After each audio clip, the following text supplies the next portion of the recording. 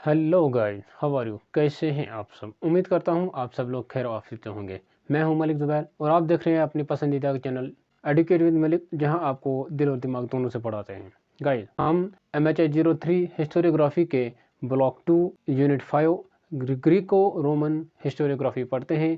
आज इसका last part होगा। इसमें दो टॉपिक्स हैं, एक है स्टाइल और understanding historical events and process. ये छोटा सा है, इसके बाद दूसरा है, उसके 2 स्लाइड्स होंगे। बस ये हमारा लास्ट पार्ट हो। इसके बाद हम यूनिट 6 चाइनीज़ हिस्टोरियोग्राफी के बारे में इंपॉर्टेंट पॉइंट्स पढ़ेंगे।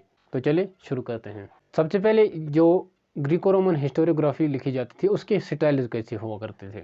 वो सबसे पहले एलीट क्लास के लिए लिखते थे। हिस्टोरियोग्राफी ग्रीको रोमन हुआ करती थी, तो वो ज़्यादातर तो ज़्यादा से ज़्यादा क्या यूँ कहें कि सिर्फ और सिर्फ एलीट क्लास के लिए हुआ करते थे।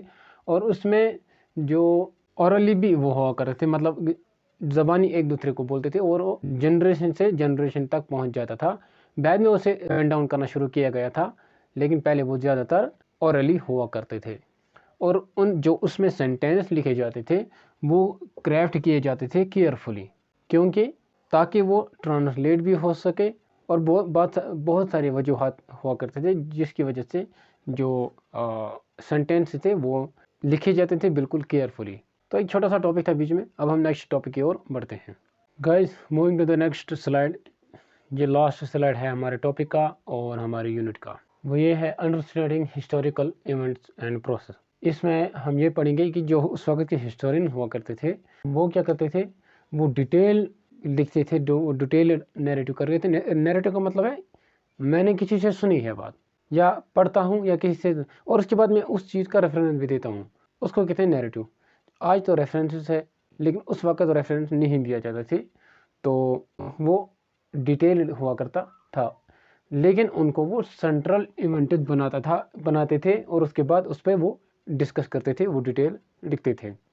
इसका क्या मतलब है? इसका मतलब ये है कि कोई इवेंट हो गया, उसके रिलेटेड काजेशन क्या इफ़ेक्ट्स पड़ गए थे और उसका जो नेचर क्या था, वो सारी चीज़ें उस वक्त की रिलेटेड क्या क्या हुआ करते थे वो चीज़ें लिया करते थे। लेकिन किसको लेकर, वो मेन पॉइंट ज़रूरी हुआ करता था जिसको हम सेंट्रल इवेंट्स कहते हैं। सीक्वेंसेस ऑफ इवेंट्स भी लगाते थे। जो भी इवेंट था वो अपने सीक्वेंस में हुआ करते, वो अपने सीरियल में हुआ करते।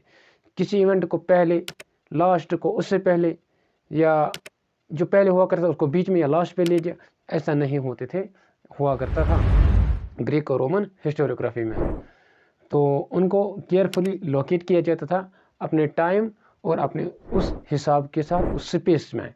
अगर हिस्टोरियोग्राफी हम लिखेंगे, जो सीक्वेंस हम देंगे, जो टाइम उसका होगा वो बिल्कुल अपने टाइम पर लिखा जाता था, टाइमिंग के हिसाब से लिखा जाता था और अपने स्पेस में भी लिखा जाता था।